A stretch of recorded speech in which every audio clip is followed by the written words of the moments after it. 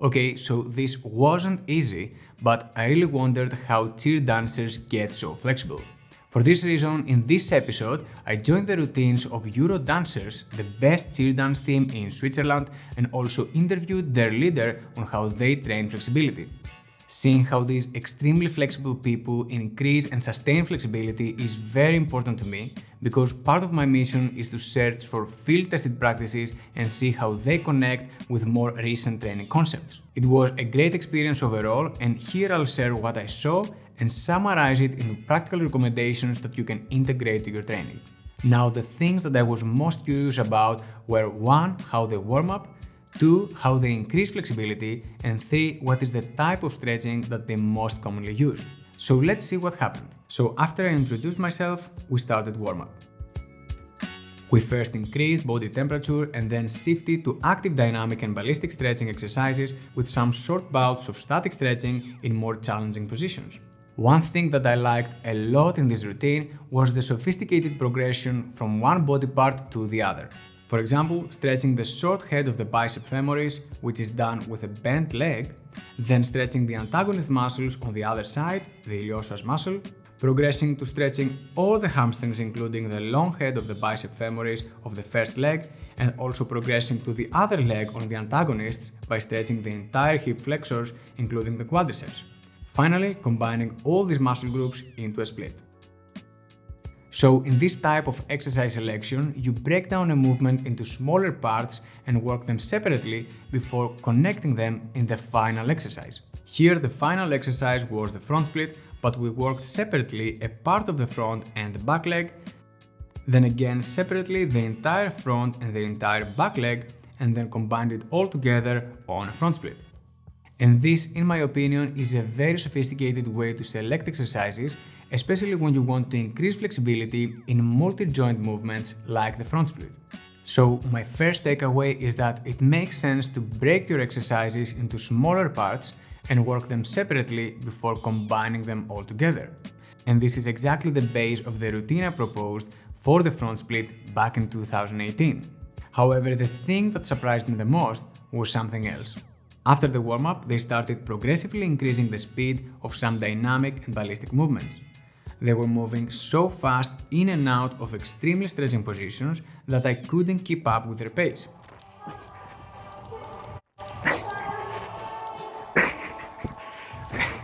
Having a good amount of active flexibility is one thing, but being able to move through your active flexibility so fast is something completely different. Cheer dancers, rhythmic gymnasts, and martial artists know this well. So, although my active flexibility is not bad, I'm currently not focused on moving fast on these extreme ranges, and my lack of speed was evident in most of these drills. In addition, it's not only that I couldn't move this fast, but also that my body lacked the conditioning to do this task. I was literally in pain after trying some of these drills. Everything hurts. So the second takeaway is that although dynamic and ballistic stretching are probably the slowest methods to increase flexibility, they are very important in developing your active flexibility and also absolutely essential to improve your speed in these extreme ranges. This way, it makes sense to choose the methods you should focus on based on your needs. If you enjoy learning more about these concepts, make sure to subscribe to my channel so you stay up to date with the most modern ways to train flexibility. Another thing that was evident in their routines was the combination of passive and active static stretching in challenging positions. This is the contraction active range method that we previously saw on this channel, and it's a great addition to your program when trying to increase end-range strength at the end of your active range. I did well in some of these contractions, but clearly not so well in some others. After this preparation, they started getting into their crazy routines and choreographies. Here, it was just funny to watch me trying. What it looked like this on me, it looked like this on them. What? I think you can tell the difference.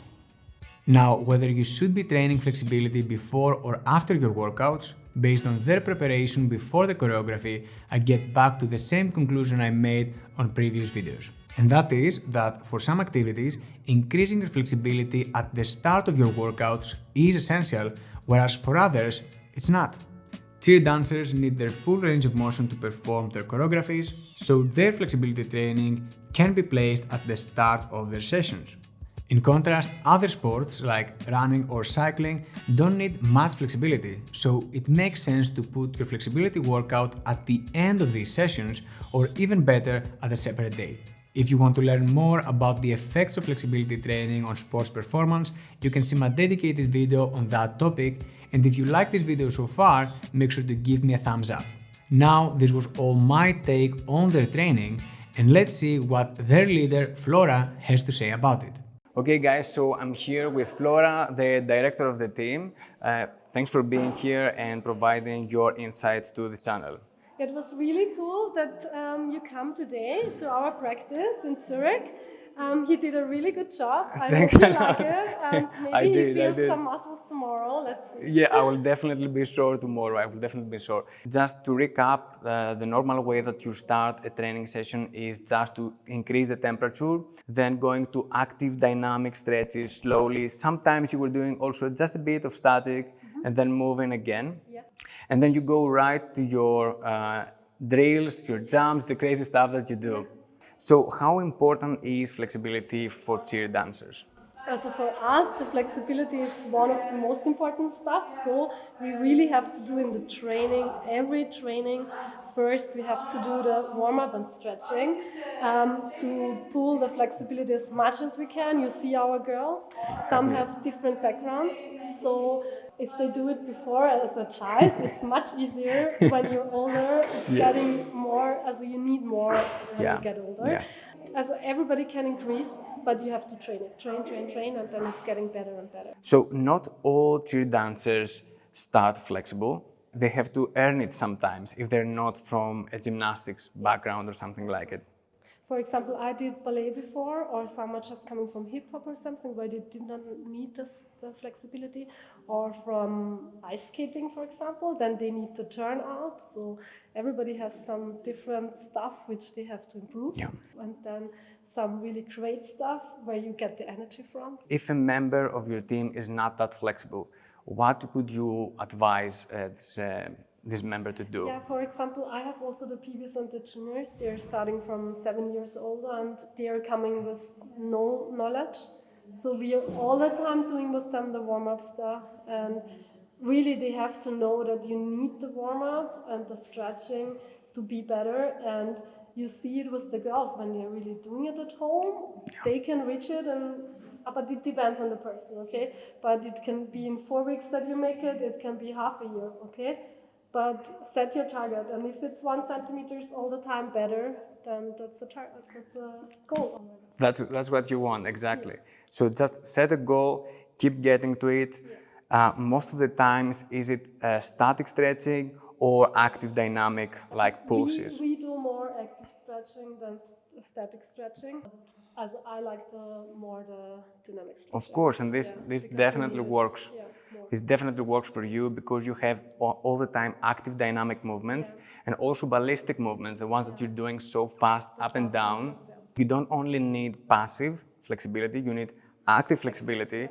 And not only active, you need it on a very high speed. I was surprised by the speed that you guys were moving. Yeah, it's really because, the movements are fast and you have to have the whole tension, your whole body the whole time. If you're not having the core in the middle and strength your body, it's not possible to make the movement so fast. So what would be your advice for someone that is just starting out with his flexibility training?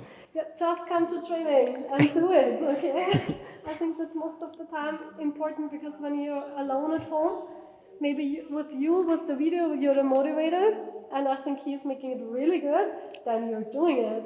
But sometimes you need also some other people who do it with you, so maybe get into a group and practice. Yes. Thank you so much for giving your insights. I really appreciate your time. Thank you very much for coming. So, of course, having developed your flexibility as a child is always the best scenario. However, for people like me that try to develop their flexibility as adults, I'd like to stick with Flora's phrase, just come to training. At the end of the day, no matter how effective your training plan is, you need to stick with it for long enough to get significant results and achieve your goals. Overall, I found my interaction with those talented people extremely beneficial. Most people don't realize how difficult cheerdancing is, and I think that many don't consider it as a sport. As someone that has trained with almost every type of sport, I can tell you that cheerdancing is as athletic as it gets. You can look them up in their Instagram profile, Eurodancers. I want to thank them for training with me, and I wish them all the best for their participation in the European Championship this summer in Verona. Now, if you want to learn which are the most important factors for flexibility training, you can see this next video.